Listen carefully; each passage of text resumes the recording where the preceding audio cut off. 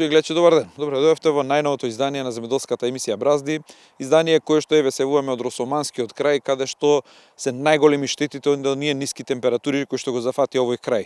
Во одредени делови, во депресиите, во пониските мести температурата паднала до близу до минус 8 степени, малку на повисоките, на подобрите експозиции до кај минус 4. Во секој случај, во фаза во каква што се сега, во овој развој, во цветање, во само што фатиле, само што заврзале плодови, според проценките тука груби на овоштарите, штетата е 100%. Речи си да не може да се најде здрав плод или врзано плодче да останато да има нешто да се бере. Очајна е состојбата во цел овој регион тука произведува огромни количини на праска, на кајсија, има и цреша и дуња и во сите култури има оштетувањата се големи.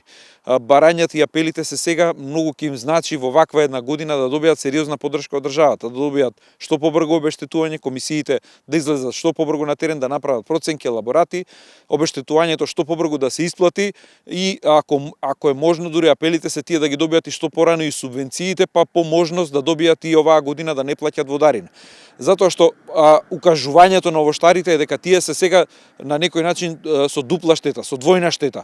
Им нема да земат, да нема да имаат производ што да продадат, ќе немаат никаков прилив на средства, а дополнително и досега што ги имаат фрлено парите за ѓубрење, за заштита и ќе треба да продолжат да ги негуваат на саите за да може до година да имаме овоштарство, затоа велат дека штетата е двојно поголема отколку што навидум изгледа. Во денешната емисија ќе позборуваме и за органските ѓубрива, за важноста како треба да работиме на подобрување на својствата на почвата, на подобрување на плодноста на почвата и што повеќе да се вртиме кон органските ѓубрива, а не кон вештачките, и тука се и стручните совети околу заштитата и битката со плевелите кај житариците. Така да почнуваме по првата рубрика, тоа се агровестите. Во наредните неколку денови пролетната зелка да се откупува по цена минимум од 40 денари. Ова било договорено на средбата што министерот за земјоделство Трифуновски ја остварил со трговците од Струмичко. Ваквиот договор доаѓа по реакцијата на градинарите, откако само за неколку дена откупната цена драстично падна од 70 на 40 денари за килограм. Претседателот на подсекторската група за градинарство Драги Памуков очекува дека откупувачите ќе го почитуваат ваквиот договор, со што ќе се овозможи стабилен откуп.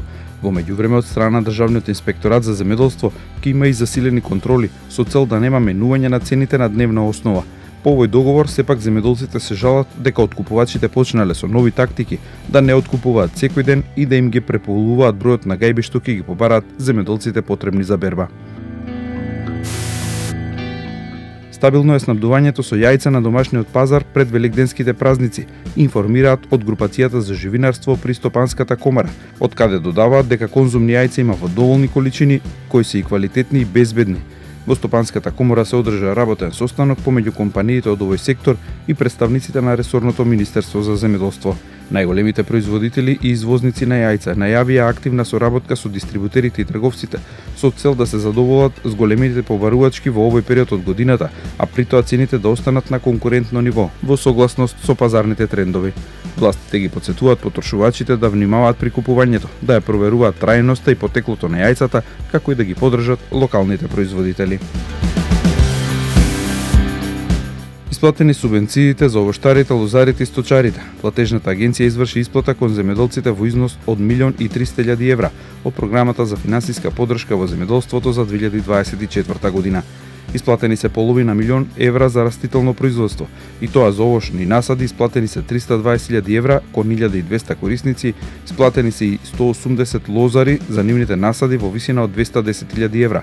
Во делот на сточарското производство исплатени се 778.000 евра, од кои за обележани женски грла говеда исплатени се 450.000 евра кон 400 сточари, а за обележани грла овци исплатени се 325.000 евра кон 173 корисници. Се отвора патот за складирање ориз во стоковите резерви на државата, како што веќе беше најавено во изминатиот период. Во собранието стаса промената на среднорочната програма за формирање, чување, обновување и користење на стоковите резерви за период 2021-2025. На самиот истек од програмата, владата планира да го поведе оризот како значајна култура во стоковите резерви. Во координација со Министерството за земјоделство констатирано е дека е потребен откуп на 2400 тони оризова арпа за што се потребни околу 100 милиони денари, односно тоа за земјоделците би значило откупна цена од околу 40 денари за арпата. Овие измени на законот веќе се во собраниска процедура пред пратениците.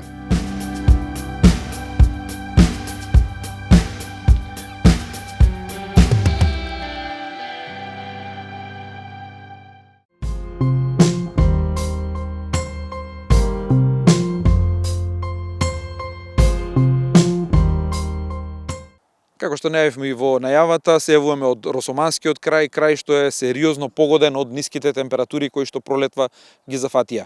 По изминатиот период кој што беше сушен и топол, речиси сите овошки беа процветани, во фаза дури имаше и на врзани плодови и ниските температури кои што ги зафатија да беа во цвет, можеби ќе немаше толку оштетување, но веќе во прецветување во овошките се во многу осетлива фаза и температури од -2 степени прават сериозни штети.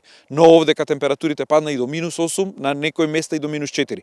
Во секој случај не помогнале ниту системите за загревање со машини за загревање, не помогнале ниту задимувањата, палењето слами, сите работи земјоделците што можеле ги направиле, немало спас. На такви ниски температури, на -8, ништо не помага. Штетите тука се евидентни, огромни и овој крај кој што произведува 1% од светското производство на праска годинава, дали ќе има праски да пробаат за своите семејства за дома да однесат, до токави се штетите. Бараат што побрзо да излезат комисиите, што побрзо обештетување, што побрзо поддршка од државата за да можат да успеат да ги задржат па и младите, па и насадите. Господин Роданов, денеска во вашиот крај дојдовме од како пројде најлошиот момент, тоа беше измрзнувањето. Кој период беше, до колку спадна температурите и какви се оштетувањата, еве неколку дена после тоа веќе се гледаат резултати? Значи, измрзнувањето овдека е 100%, така речено, иако сме на една минимална надморска висина, значи измрзнувањето е 100%.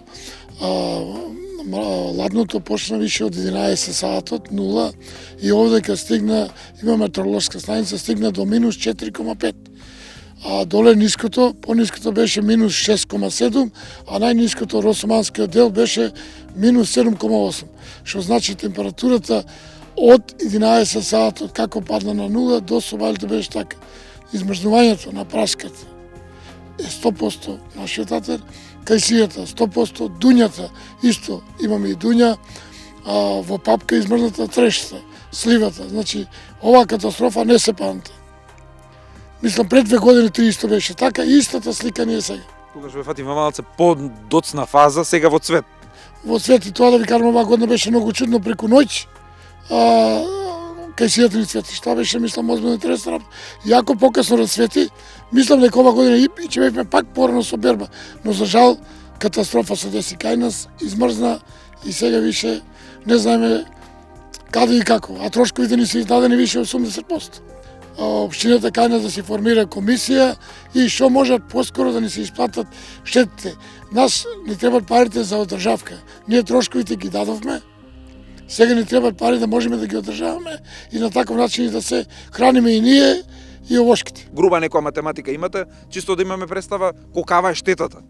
Абе штетата тука ја мислам дека минимум е како бе 15 милиона евра сигурно. Тоа што трошковите се за овоштарниците се многу големи, ја не знам како да кажам, али ја на 35 хектара земја 80.000 евра до сега имам пари дадено, кеш пара. Како тие пари ќе ги вратам сега кога 100% ми измрзнато? Нема ништо род. Нема род. А морам и се уште да давам трошкови. Па за тоа е да апел до владата, до премиерот, до министерот, што најбрзо да ни се исплатат колку можат. Сега има една, мислам дека е цифрата негде околу за елементарни непогоди дека е 30%, али да не сме испод 25%. Има разни сорти, разни периоди на цветање. Значи ли нешто тоа? Ке се спасили некои од овошките што се со покасно цветање или тие се минимални површини? Некој ги фати во цвет, некој се врзани плодчиња, ама штетата велите 100%. Значи штетата сега е во периодот баш кога беше прецветување. А кога е прецветувањето имаше и формирани плодови, значи лапам за праската и за кајсијата. Значи они беа и расцветени, више беа и плодовите фрлени. И така да тука е најмалку издржуваат температура. На -2,2 е, а тука дојде -7,8. а исто за кајсијата, за дуњата и за трешата, они у папка мрзнат. Значи, они уште неразвиени на минус 2,2 према книгите што гледаме. Така да мислам дека нема оваа година разлика дали порно и покасно. Значи ги фана во прав момент да може да уништи 100% лозарите, мислам праскарите, обоштарите во општина Росоман, за тоа што ние знаеме дека во светот за производство на праска Македонија е 1%. И тоа сето е овде кај нас 90% во општина Росоман. Сега сме моментално на повисоко место, каде целта ми беше да ве доведам овде, пошто да видите дека, например, од штетите од мраз и овде имаше проблеми и последици, а иначе од тактички аспект, мене ми се нивите, да речеме плантажите на различни локации, поради тоа е вака, од временски услови, например, мразот е еден проблем, понатаки, например, има проблеми од град.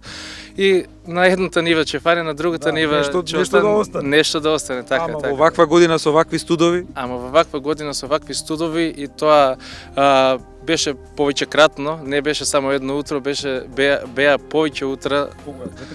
Па 3 вечери и негативните температури не беа кратко време, туку негативните температури трае 3-4 и повеќе часа. Оваа година колку е важна сега апелот за поддршката. Вие да речеме од две страни сте оштетени и нема да земете, нема што да продадете, ќе немате прилив на пари, а инвестициите голем дел сте ги дали и плюс треба да ги давате утекот на годината. Па така, ние, например, да речеме, џубривото основно ни е аплицирано, например. Понатаки средства за резидба, за луѓе, за, што треба, тоа сето ни е заштитата си оде она континуирано, зимска заштита, така. И значи тоа си оде континуирано. Апел да дадеме, например, до надлежните органи, до општината, да се создаде комисија, да се прошета по терен, да се видат штетите, не сме само за сега, ние сме и за од година и за до година треба да го пълниме буџетот, ама треба и државата, например, да стое на наше место и да се соочи сега со нашите проблеми што ги имаме. Добро, ако некој се остане без пари, ќе нема плод. И ако ги остави сега дрвата, ни да ги прска, ни да ги ора, што ќе се случи за до година со тие дрва? Ти си баш и по тие работи, што болести, што штети ќе се направат? Па вака сега, значи, да речем, едни од позначајните економски болести да ги спомним, тафрина. Значи, дали има плодови, дали нема плодови. Времето го гледаме какво е. Ноќите се прилично ладни, дневните температури топли, тоа е идеални услови за развој на тафрината. Човекот како е така, дали има плодови, дали нема плодови, тоа он мора да ја штити тафрината. Да речеме, монилија обавезно, да, монилијата и да немаме цветови, монилијата знаеме дека суши и гранчиња, исто така мора да се користат средства против монилија. Од економски значајни штетници, вошка, црв, да кажеме, например, да направиме некоја редукција црв, пошто нарција знаеме дека влева и во гранчето, а во плод нема потреба, арно мора, например, да направиме заштита, да го заштитиме гранчето, да заштитиме вошка, дрвата, ако ни фанат вошка, после знаеме колку репродуктивниот потенцијал, колку е голем на вошката, после ако влезе во нивата... Нема после чистење. Твое мислење, годинава ќе немаме праски кајси. Како тргнало сега? Цел регион, ние тука цвртевме цел ден кај да фатиме, у цел регион истиот мовете. Проценките се дека до 100% голем дел се насадите. Значи вака кајси, можем да кажем слободно дека нема да има. Правиме мовет за општина Росоман. Така. Праски исто така, штетите се големи, поготово по течењето на реката Црна околу општината. Едино, например, да речеме вака на повисоките места, може, например, да се некои сорти покасни може да се видат. Ама тие се во помал процент, не се некоја општа. Така, точно. Не, мислам, као сламка искра да си најдеме, по некој прод, или некои минимални количини да најдеме. А иначе, глобала ситуацијата е прилично лоша. Минути предвидени за блокот стручни совети. Во нив акцент ставаме и на овоштарите за заштитата, но и на битката со плевелите кај есенските посеви.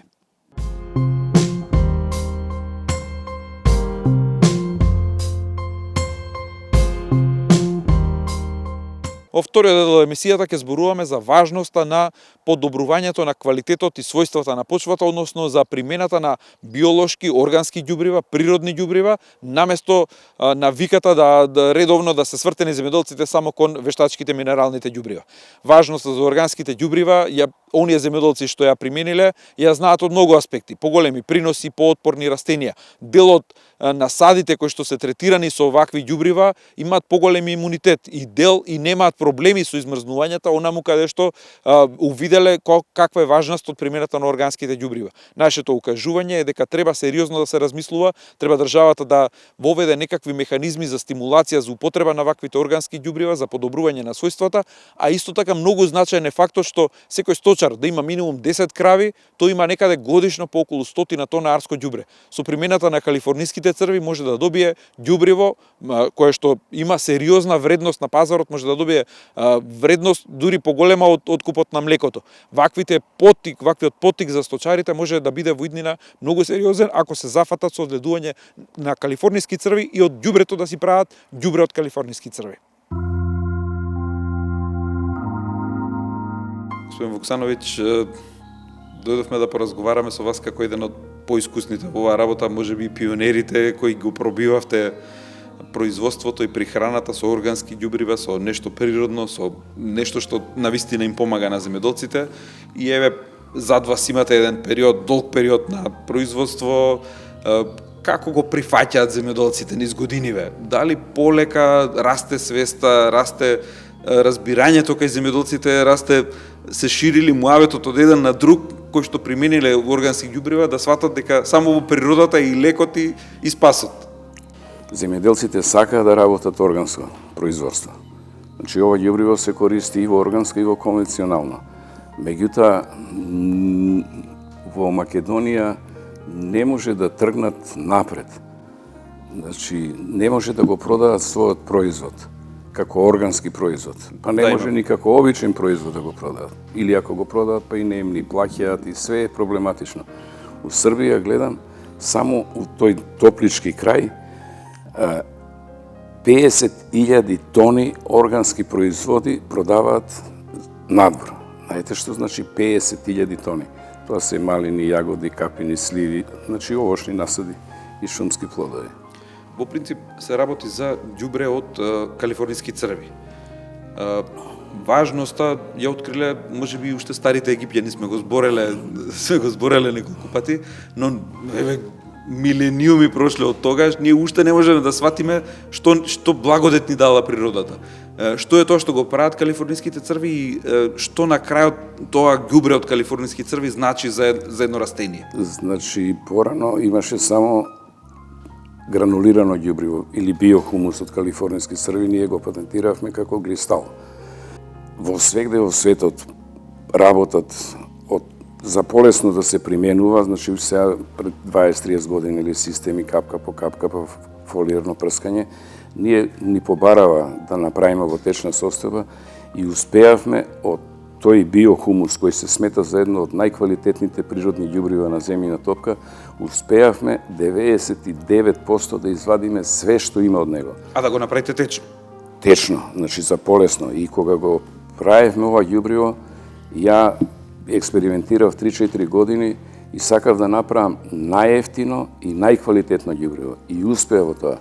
Значи, до ковидот извезувавме во Данска, во Англија, Турција, Албанија, да не редам све. Тражева и сега тражат многу луѓе, пошто кога ќе видат нашата веб страница што има све, и нормално и анализите ги има хемиски, микробиолошки, се јавуваат се Чиле, Канада правиме веќе бренд нивни, Јужна Афричка република. Меѓутоа, ние не можеме да постигнеме, немаме арско ѓубре доволно. Добро, имаше една идеја, еден предлог од ваша страна, сега ќе го нафрлам, го имате спомнувано, сточарите ако сакат да се вклучат, може би повеќе пари да заработат од арското ѓубре кое сега го фрлаат и не знаат што да му прават, него ли од млекото. Еден сточар со 10 крави, колку има? 100 тона му се собира годишно арско ѓубре. Ако има 10 крави кои ги чува во штала, значи може да има 100 тона арско ѓубре. Од тие 100 тона арско ѓубре ќе добие негде 50 до 60 тона биохумус, а тоа му е во пари негде, зависи како ќе ги работи 18, 20 до 22.000 евра. Годишно? Може да годишно да заработи. Толку од млекото не може да заработи. Па не може, они сточарите викат ние 5.000 евра не можеме да заработиме од млекото и од телињата. Она што сакав да прашам сега, зад нас сега можеби денови ве врнежливо да не залажува тоа. Зад нас беше една страшна суша. Суша која што многу се одрази веќе да почнам од житариците. Кај житариците до толку беше критична работата, не може да фрлат, научени се нели да фрлат 3-15 не знам вештачки ѓубрива каан уреа, но не може без дожд не се топи, не се раствара тоа ѓубриво. Колку можат ваквите ѓубрива еве да бидат спасот во вакви барем критични години, а критични години претпоставувам ќе имаме се повеќе пред нас со овие климатски промени. Како прво тие 3-15 се 3 по 15 азот, фосфор, калиум, минерали, а другите 55% е мелен камен. И земјоделците 50-60 години фрлат во почвата мелен камен. Значи почвата нема органска материја. А со ова ѓубре кога се работи, кореновиот систем е бар за двојно поголем него со други ѓубрива. Така да и во најголемите суши може растението да прими многу повеќе, дупло повеќе вода и дупло повеќе храна. И таа малку што ќе заврне да го искористи максимум. Па и таа подземна влага што има и таа доаѓа. Меѓутоа подземната влага се уништува со орање, со плуг. Се прави како еден џон и воздушниот и водниот режим го елиминира. Ние имавме пред 15 на години у Ерџелија, човекот има 30 на хектари, житарици обично, јачмен, пшеница и детелина. Значи, вика имам блок од 5 хектари, 6 хектари, вика тие ќе ги работам. Не, викам, тоа што од 5 хектари ќе го работиш 4 со моето, 1 со твоето. Таа година 4-5 месеци не капна капка дожд. Со тоа они добија негде 1 тон со вештачко што идева од хектар, а со нашево добива 2,5 тона. Значи, пазите, огромна разлика. Јас зборам у екстремни случаи, а кога не се екстремни, имаме врвни резултати. Добро, ама сега еве како прихрана, можат ли да го користат место да фрлаат ѓубриво да поминат еднаш или два пати колку треба со како течнат? Не им треба со ова ѓубриво, не им треба ништо. Никакви вештачки ѓубрива. Значи со 1 до 2 третирања они ги задоволуваат потребите на растенијата. Какви се примерите еве тие што го потребуваат? Например, на пролет треба 2, некој почнава и 3 третирања. Меѓутоа со 3 третирања добива 6-6,5 тона принос на пшеница, а порано добивале 3,5-4 тона. А што е најважно, и квалитетот на пшеницата е сосема друг. Кога веќе е познато и научно докажано со сите анализи дека многу помага за подобрување на структурата, на квалитетот на почвата, може ли државата да ги поттикне земјоделците да применуваат вакви ѓубрива кои што се на природна база, да ја подобрат почвата, ќе биде на крај подобро и за земјоделците, ама државата да ги усмери вака како што гледаме само субвенции за вештачки ѓубрива, кога ќе порасне цената им даваат компензација на трошоците, нигде не се спомињаат вакви природни ѓубрива. Тие земјоделци што го знаат ѓубривото, работат конвенционално и добиваат многу подобри резултати.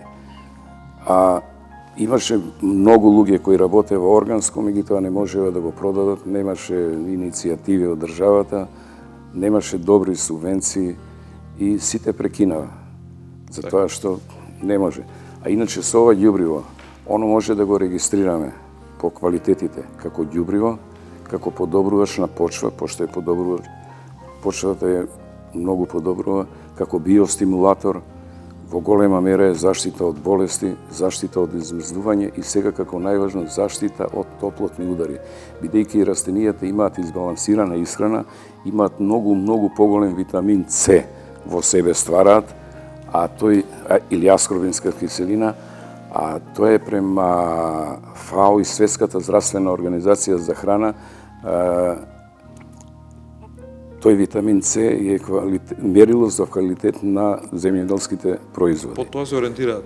Сега ја би... Еве, што покажуваат некои анализи на имаме една анализа од земјоделски факултет во Торино, кај што вика морковот, ако се третира со хемиски ѓубрива, има 4% витамин С. Ако се користи со биохумус, тога и у тоа време кое прави нова немаше течни ѓубрива, има 22%. Тоа е 5 пати повеќе витамин С. Знаете што значи тоа?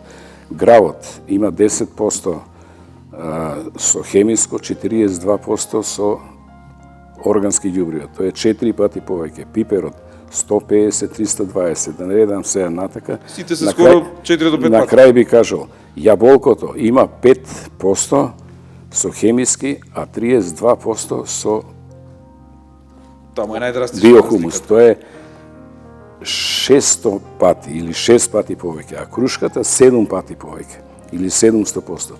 Па се рачуните кога има растението и ние зимно време јадеме лимуни да имаме повеќе витамин С, кога има многу повеќе витамин С, оно е многу поотпорно на болести, на суша, на мраз, на све. Еве го спомнавте мразот. Деновиве актуелно е во Росоманскиот крај, вие падот на ниските температури направи лом таму, испоизмрзна во цвет. Имате ли контакти со некој од луѓе што користат од вашето ѓубриво? Дали имаат штети? Еве и низ годините до сега, што кажуваат примерите? Факт е дека еве ние сме учили на факултет дека секое добро ухрането растение, кога му се задоволени секако што треба, имунитетот му е појак, исто како кај човекот, многу полесно ги пребродува тие стресови, независно дали од ниски температури. Кога кажувате за ухрането, ја вака ќе кажам, ако човекот, ако е надвор минус 20 степени, облечени со некој вентијага, ако сме добро најадени, ќе искочиме не стузи, а ако сме гладни, ќе смрзнеме. Истото е со растенијата, значи ако имаат избалансирана добра храна, она нема ни да осетат. Сега ние сме најповеќе имаме резултати кај лозовите насади и кај јаболковите насади. Значи 2014 беше катастрофа со болести, па други години со измрзнување. Тие насади што се третирани со ова наше течно органско ѓубриво не осетива уопште измрзнување никакво. Околу него од 20 до 100% беше све измрзнато. Значи, во иднина нема шанса луѓето више за 20, 30, 45 години, можда во Македонија више нема ни да има земјоделие како Трналова. Мора да се научат да работат со органски ѓубрива и штета е тоа што го фрлаат гранки кои при кроење и све и кај лозовите насади. И ги палат, не ги врлат, уште поголема штета прават. Сега гледам у канал, ги фрлиле, ќе да запушат.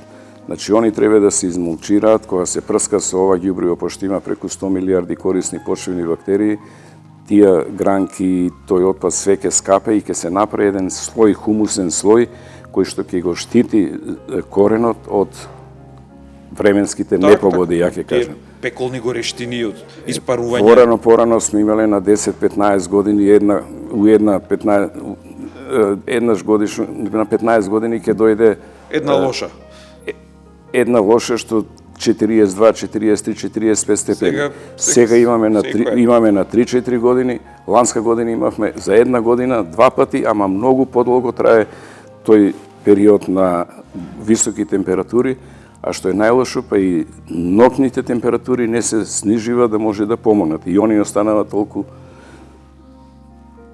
високи. У секој случај, има примери да помогнало при измрзнувањето. Еве, во Росоманскиот крај сега, верувам, ќе има земјоделци кои што сега ќе заработат многу пари. Сега ќе нема производство, ќе растат цените, тие што ќе спасат производството, ќе имаат голема печалба. Значи, имунитетот, ја немам некои искуства со Росоманскиот крај. Значи, имам со Ресен, имам со Кавадарци, Неготина. Значи, имунитетот не може да се добие одма со прво прскање. Значи, треба една година да помине, втората година веќе имаме многу поголем имунитет, третата година и натака, имаме овде 100 дрвца. Ние уопште немаме 10-15 години, немаме болести никакви. Не измрзнува. Отпорни и на болести станува? Па на болести се отпорни. Значи, чим ке се качи, па еве, така исто како кај луѓето, прави споредбата, да. Ако добро се храниме и уште и вакцина ако примиме, значи нема грип, нема ништо. А ова е како некоја инфузија за растенијата, ова ѓубриво. Се што му треба директно добива. Добро, потрудоинтензивни, поисцрпувачки од почвата ми се градинарските производи. Дали кај нив се чувствуваат повеќе резултатите? Ако знаеме дека тој корен е концентриран да роди, не знам, 4-5 кила еден корен патлиџан, дали ќе добие инак количина, на квалитет верувам дека ќе подобри, ама ме интересира ве количински, зашто секој што ги интересира, нели? Градинарите имаат многу повеќе цветови. Тие цветови се оплодени сите, бидејќи во ѓубривово има што треба, ако земеме. Значи има органска материја, што е многу важна. Ја не знаев дека е толку важна, додека не дојде еден професор од Истанбул и вика сите минерали, све е добро, само накачите органската материја. Ние накачиме од 26 на 49%. Има фитохормони, има ензими, има ферменти, има хуминска киселина, има фулвична киселина и нормално бактерии. Значи, све што има за избалансирана исхрана на растенијата. Фитохормоните ги оплодуваат сите цветови, така да сите цветови се оплодени. Ние имаме само проблем по некој пат овде со нематодите. Значи, друго, никакви болести немаме. Само нематода. За нематодите си има друго решение. Значи, и во градинарството, и во овоштарството, и во лозарството. Дали кај градинарите е важна да го пременуваат пред да ги расадат, да го имаат во почвата, или и кај нив се оди со фолиерно третирање или со капка по капка? Кога прават почва за расад, значи пожелно би било да се испрска таа почва, да се измеша, да се направи еден вид дезинфекција, бидејќи овие бактерии од Оргалайфот ги ништат сите штетни бактерии кои се појавуваат, кои предизвикуваат болести. Пепелница, пламеница. Ние, професор покојни Зиберовски, ни правеше анализа, значи во лабораторија делуе на пепелница, пламеница, ботритис, фузариум, да не ги гледам сите болести. Се лабораторија е едно, природа е нешто друго, али успеавме 50-80% да ги намалиме болестите. Значи, сите цветови се оплодени, сега тек да одговорам, сите цветови се покрупни, со поинтензивни бои, растенијата многу подолго може да останат свежи, многу подобро го трпат транспортот. Јагоди исто добиваме невероватен мирис, вкус. Значи, 10 дена порано имаме тука у Чифлик еден што работи, вика ја, доека почна другите да берат, јас сум ги продал моите првите, сум заработил толку пари колку што...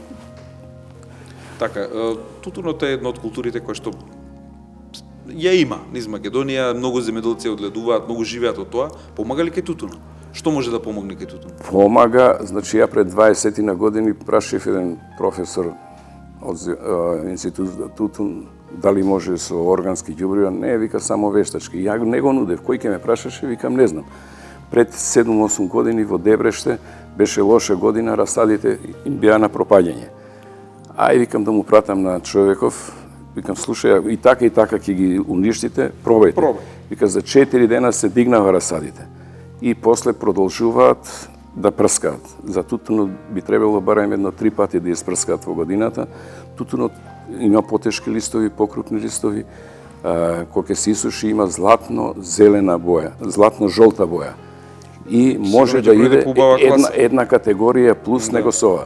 Сега, луѓето прашуваат како да го прскам расадот и за патлиџан, и за тутун, и за дали смеам. Со ова ѓубриво, кога немам овде вода, ја расад си правам сам. Расадот го прскаме по некој пат со чисто, нерастворено ѓубриво. Не можете ништо да оштетите. Значи, прскајте кога сакате, колку сакате. Нормално сега ќе видите, ако почне многу брзо да расте, ви застанувате. Меѓутоа, имаме опити, не имаме, него најдов опити од Србија, што правева во Институт за градинарство, кај јабучар, патлиџан и пипер. Значи, имаат кореновиот систем за 3 пати поголем, стеблото е подебело, повисоко, повеќе број листови, потешки листови. Ако у старт ви имате добар расад, после све лесно. Ако у старт имате лош расад, не бива. Сега расадот, кога на некој не им чини, може ли да испрскам? Викам, може, испрскајте. Светло-зелена боја не го бива. За 2 дена, 3 дена, он ќе се дигне темно-зелена боја, вика, ова чудо е. Меѓутоа, нашите земјоделци уште се навикнати на тие вештачки ѓубрива и не може да ги сменат навиките. Меѓутоа, и многу кои рекламираат органски ѓубрива, не се органски. Ја зимам у апотека органско ѓубриво. Викам, може да го отворам? Може, викам, а пази да не ти падне на панталони, ке ти изгори. А ова може да се напиеш. Како е тоа органско ѓубриво? Спомнавме и на почетокот, еве, како за заокружување за крај. Имаме сточари кои што имаат ѓубриво, вие имате проблем, ви се бара за извоз, а немате суровина. Како да се направи спојот да тие сточари заработат, да имаме производство за домашни потреби, да имаме за извоз, ова може да биде Па државата, ако даде субвенции за калифорниски црви, за примена на калифорниски црви, некој мотив да ја најде. Да купат земјоделците калифорниски црви, ние ќе ги обучиме сите. Имаме и едно видео, не знам дали сте го гледале, кај што Добро, може да им направите една обука, не е никаков проблем. Како се одгледуваат црви, не е некоја филозофија, значи за чврстото ѓубре нема никаква филозофија. Пласман има, вие ќе го откупите без проблем. Пласман има 10-20 години уназад, ама тие што ќе дојдат овде, вика, мене ми треба 2 или 3 шлепера месечно. Така. Ние не можеме. Сакам да кажам, за тие сточари што ќе се решат, нема да им остане тоа ѓубре. Нема да им остане. Значи, ние ако го имаме биохумусот, јас сега планирам од Србија, еден што работи тоа, од него да увезувам, од Албанија има еден македонец кој работи таму исто со калифорниски црви. Очо нема тука суровина, ќе увезуват. Место тука да ја преработуваме сами. Ние јарското така ни го фрламе без врска. Па и јарското ѓубре не би требало да се фрла, значи фрлите го по нивите, после само еднаш-два пати испрскајте со ова микробиолошко ѓубриво да влезат бактериите, све ќе биде сосема друго. Значи, најважна работа е да го вратат квалитетот на почвата. Ја пред 20 и нешто години, кога тргнав со оваа работа, ајде, викам, кидам у Струмица, тамо е земјоделски крај, ја, кога разговарав со земјоделците, ја и вака им викам, најпрво треба да го вратите квалитетот на почвата. Ако тоа не го вратите, сите пари ќе ги дадете за заштитни средства. Тоа е најважна работа. Тука некаде е крајот на денешната емисија, ви благодариме за вниманието со кое не следевте. Следната емисија е само за 7 дена. До тогаш имате пријатно неделно попладне.